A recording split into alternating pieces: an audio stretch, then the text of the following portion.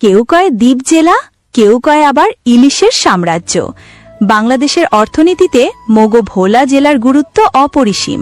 আর হেই ভোলায় মানু মোরা হগলটি, মগো আবার বরিশাল্লা কইলে সরম করলেও মোরা কিন্তু মাছে ভাতে বাঙালি।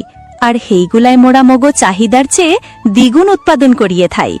সৌন্দর্যের দিক দিয়া মগো ভোলা অতুলনীয়। বাংলাদেশের বড় ওয়াচ টাওয়ার, এত সুন্দর মগো ভোলা, ভাষা যে শুনবে হেই মগো ভোলার প্রেমে পইরা যাইবে। আপনারা মগো ভোলায় কখনো ঘুরতে আইলে দেখবেন অন্যরকম এক সৌন্দর্য, অন্যরকমে ভাষা, মানুষজন, এ যেন অন্যরকম এক বাংলা। আপনি যদি মগো ভোলার যে কোনো মানের দ্বারে জিগান ভোলা কেমন, এক কথায় চোখ বন্ধ করে উত্তর দেবে ভোলা ভালো।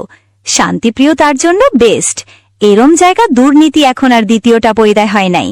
আর বাংলাদেশের সবচেয়ে বিশুদ্ধ বাতাসও মগো দ্বীপের রানী ভোলাতে। আর বাংলাদেশের সবচেয়ে পরিবেশ দূষণের হারও কম মগো ভোলা। আর বাংলাদেশের সবচেয়ে বসবাসের উপযোগী শহরও মগো ভোলা। বর্তমানে আদর্শায়িত এবং অনুকরণীয় শহর হল সকল ডিগরারে। আর মগো ভোলার গ্রামগুলা এত সুন্দর নে ভাই, দেখলে মনে হয় যে নতুন বৌড়ে দিয়ে গাঙের কুলে বইয়ে ধুইছে। এও কি সম্ভব? এত সুন্দর মগো ভোলা যে অন্ধ মগো ভোলার সৌন্দর্য দেখা মগো ভোলার প্রেমে পইরা যাইবে।